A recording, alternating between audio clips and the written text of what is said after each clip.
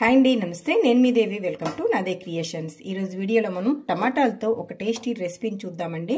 మనకి ఈ సీజన్ వచ్చిందంటే ఈవినింగ్ టైంలో కాఫీ టీల కంటే వేడివేడిగా సూప్స్ తాగితే చాలా బాగుంటుంది అనిపిస్తుంది కదా. మరి మనం బజార్లోని సూప్స్ కోసం రెస్టారెంట్ల వెంట తిరగకుండా చాలా ఈజీగా సింపుల్ ప్రాసెస్లో మన ఇంట్లో ఉండే ఇంగ్రీడియంట్స్ తోటి చక్కగా ఇలా టమాటా సూప్ చేసుకొని తాగేస్తే మనకి హెల్త్కి బాగుంటుంది, అలాగే టేస్ట్గా కూడా ఉంటుంది. ఈ సీజన్లో వచ్చే కఫ్, కోల్డ్ కానీ తలనొప్పి, వికారం వీటన్నిటికీ ఈ సూప్స్ అయితే మంచి బెస్ట్ మెడిసిన్. మరి ఎంతో టేస్టీగా చాలా సింపుల్ వేలో చాలా తక్కువ టైంలో టేస్టీగా ఈ టమాటా సూప్ని ఎలా తయారు చేసుకోవాలో ఆ సింపుల్ ప్రాసెస్ని ఈరోజు వీడియోలో చూసేయండి. మీకు ఈ వీడియో నచ్చితే తప్పకుండా మీ ఫ్యామిలీ మెంబర్స్కి షేర్ చేయండి. అలాగే మీకు ఎలా వచ్చిందో నా కామెంట్ సెక్షన్లో తెలియచేయడం మాత్రం మర్చిపోకండి. మరి ఎంతో టేస్టీగా చాలా సింపుల్ ప్రాసెస్లో ఈ టమాటా సూప్ని ఎలా చేసుకోవాలో చూసేద్దాం రండి. టమాటా సూప్ కోసం స్టవ్ మీద ముందుగా ఇలా ఒక కడాయిని పెట్టుకుని దాంట్లో 1 టేబుల్ స్పూన్ వరకు నెయ్యిని కానీ అలాగే వెన్నని కానీ యాడ్ చేసుకోండి. నేను ఇక్కడ నెయ్యిని యాడ్ చేస్తున్నాను. ఇది మెల్ట్ అవ్వాలి, కొంచెం హీట్ అవ్వాలి. ఇలా కొద్దిగా హీట్ అయిన తర్వాత దీంట్లో చిన్న దాల్చిన చెక్క, అలాగే ఒక బిర్యానీ ఆకు, ఒక 4 వరకు వెల్లుల్లి వేసేసి 1 నిమిషం ఫ్రై చేయండి.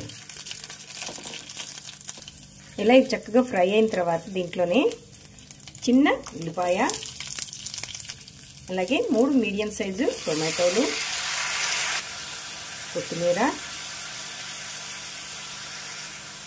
ఒక పచ్చిమిర్చి, అలాగే ఒక పావు స్పూన్ వరకు అంటే ఒక 8 నుంచి 10 వరకు మిరియాలని వేసేసి ఒకసారి వీటిని మిక్స్ చేద్దాం. ఇలా మిక్స్ చేసుకున్న తర్వాత దీంట్లో కొద్దిగా సాల్టు, ఒక 3/4 స్పూన్ వరకు షుగరు చిన్న స్పూన్తో వేసుకోండి. కొద్దిగా పసుపు వేసి మరొకసారి వీటన్నిటిని బాగా మిక్స్ చేసేయండి.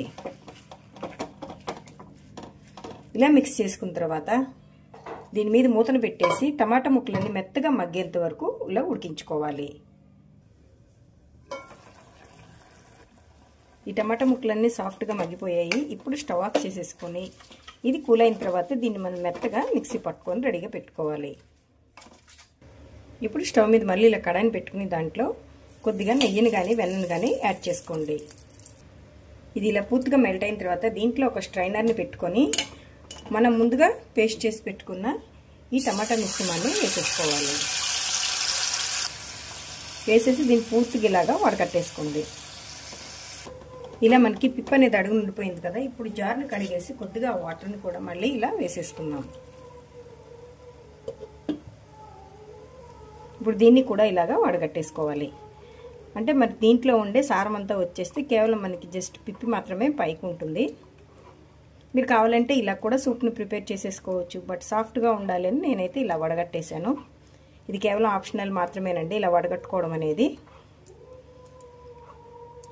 చూడండి ఇలా వచ్చింది కదా. ఇప్పుడు దీన్ని పక్కన పెట్టేసుకుందాం. ఇలా వడకట్టేసిన తర్వాత దీంట్లో 1/2 స్పూన్ వరకు మిరియాల పొడి, 1 స్పూన్ వరకు చిల్లీ సాస్ వేసేసుకున్న తర్వాత బాగా మిక్స్ చేసుకుని దీన్ని ఒక మరుగు రానివ్వండి.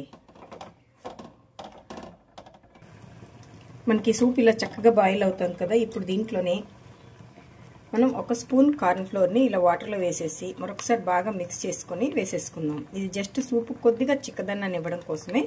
మీరు ఈ ప్లేస్లో కావాలంటే రాగి పిండిని కూడా వేసుకోవచ్చు, బాగుంటుంది టేస్ట్. ఇప్పుడు మరొకసారి మొత్తాన్ని కలిపేసుకోండి. ఇలా కలిపేసుకొని స్టవ్ ఆఫ్ చేసేసుకోవడమే. ఇప్పుడు సర్వింగ్ బౌల్లోకి తీసుకునే ముందు దీంట్లో జస్ట్ 1 స్పూన్ మాత్రమే నిమ్మరసాన్ని యాడ్ చేద్దాం.